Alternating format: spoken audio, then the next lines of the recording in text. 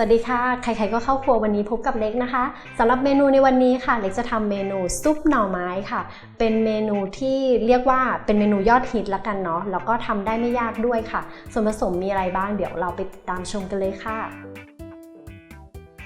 เรามาดูส่วนผสมของเมนูซุปหน่อไม้กันนะคะวันนี้เราทำซุปหน่อไม้แบบภาคกลางเนาะที่เราคุ้นเคยกันเริ่มจากหน่อไม้นะคะเรานำหน่อไม้ไปต้มก่อนค่ะให้สุกนะคะหลังจากนั้นก็ปอกเปลือกออกค่ะแล้วก็สำหรับวิธีของเล็กนะคะเล็กจะผ่าครึ่งแล้วก็ใช้ซ่อมในการขูดเป็นซี่ๆนะคะเป็นเส้นๆออกมาค่ะเราก็จะได้แบบนี้ค่ะ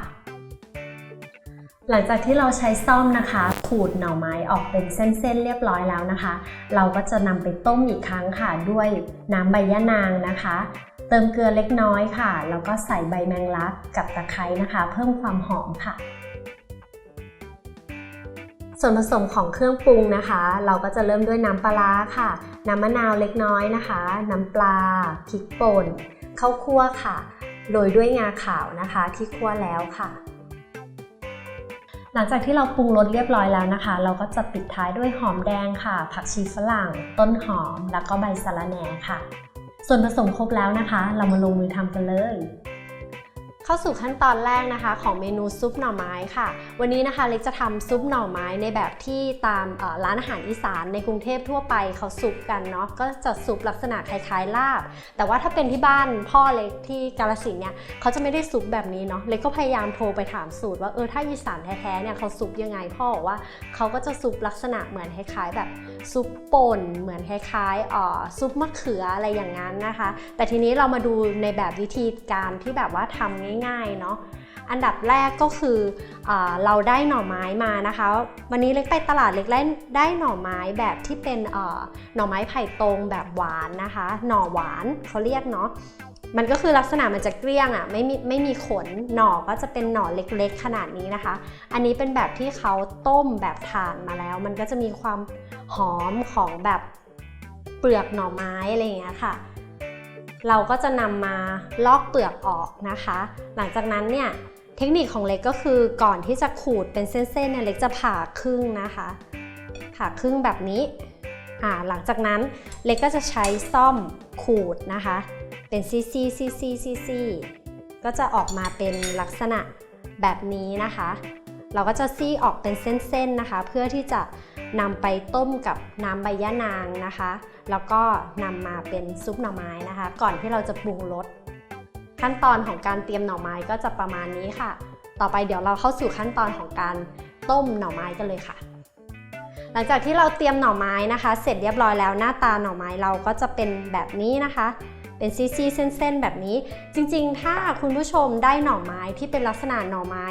อันใหญ่มาจริงๆหน่อไม้เหมือนหน่อไม้ขนนะคะอันใหญ่ๆเนี่ยก็สามารถที่จะปอกเปลือกออกแล้วก็สับนะคะเป็นเหมือนสับเหมือนมะละกอเลยสับเขาให้มันเป็นเส้นๆเหมือนมะละกอก่อนแล้วก็เอาไปต้มกับเกลือนะคะให้เขาจืดก่อนอันนี้ก็หน่อไม้ของเล็กเป็นแบบนี้เนาะเสร็จปุ๊บเล็กก็จะตั้งหม้อนะคะแล้วก็ใส่น้ำใบยะนางลงไปค่ะ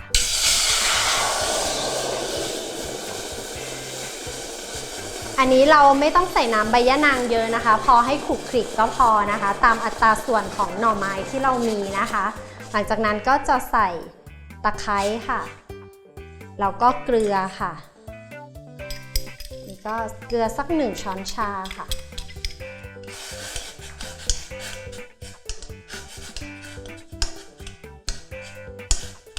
พอเริ่มเดือดนะคะตะไคร้เริ่มส่งกลิ่นหอมเนี่ยเราก็จะนำหน่อไม้นะคะที่เราใช้ซ่อมขูดแล้วเนี่ยลงไปค่ะจากนั้นเราก็จะใส่หน่อไม้ลงไปนะคะ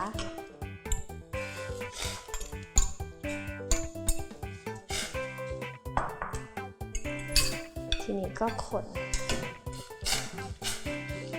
ให้น้ำย่านางเนี่ยเขาซึมเข้าสู่หน่อไม้เราก่อน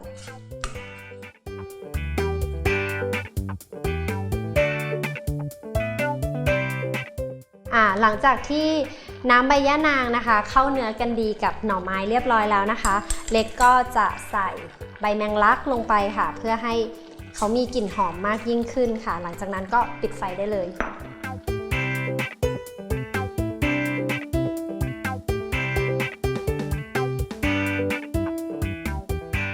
เคค่ะหลังจากที่เราเตรียมหน่อไม้เสร็จเรียบร้อยแล้วนะคะเดี๋ยวเราก็จะนำมาคลุกเคล้าเนาะกับเครื่องปรุงบนครกนี่แหละคือจริงๆถ้าทำแบบซุปหน่อไม้สูตรอีสานมันจะมีทั้งใช้แบบหอมแดงพริกสดที่เขาเอาไปคั่วนะคะเหมือนเราทำน้ำพริกเลยเราก็จะเอามาตำบนครกแบบนี้เหมือนกันนะคะแต่วันนี้เล็กทำแบบใช้พริกป่นเนาะนี้หน่อไม้เอาสักประมาณ2 คนกินแล้วกัน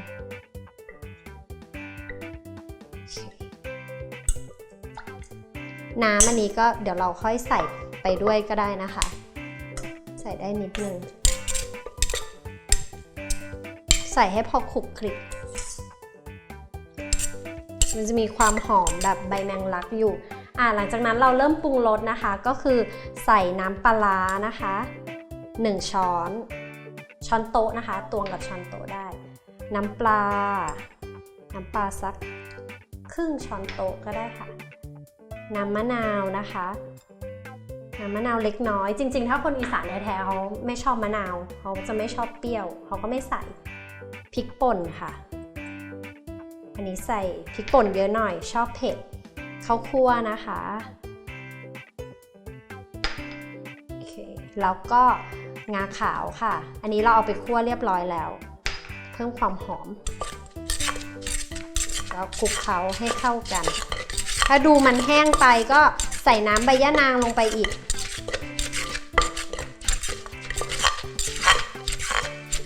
ถ้าไม่ถนัดทำกับโคกก็ทำใส่โหลใส่ถ้วยอะไรก็ได้ค่ะแค่คลุกให้เขาเข้ากัน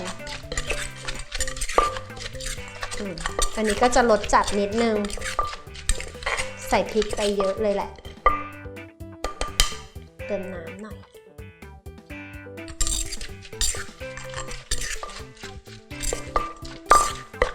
โอเคหลังจากที่เราคลุกเคล้าเรียบร้อยแล้วนะคะลองชิมดูหน่อยนะคะว่ารสชาติเป็นยังไงอ่อนอะไรก็เติมลงไปค่ะถ้าอ่อนปลาร้าชอบแบบเข้มข้นหน่อยก็เติมปลาร้าไปอีกสัก1 ส่วนค่ะ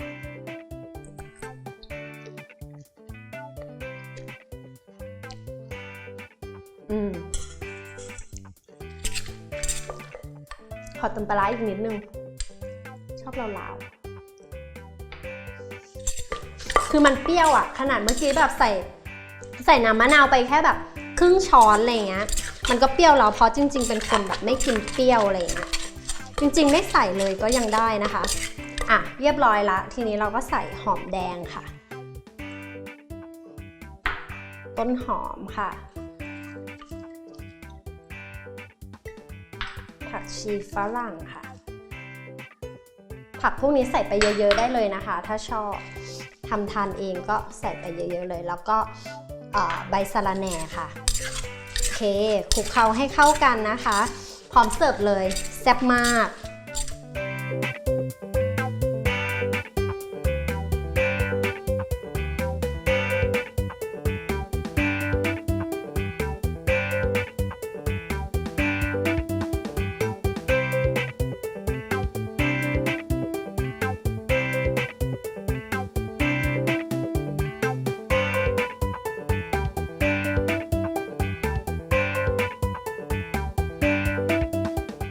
พร้อมเสิร์ฟแล้วค่ะสำหรับเมนูซุปหน่อไม้นะคะคุณผู้ชมสามารถที่จะไปติดตามวิธีการทำอย่างละเอียดได้นะคะที่ foodtravel.tv ค่ะวันนี้ลาไปแล้วนะคะสวัสดีค่ะ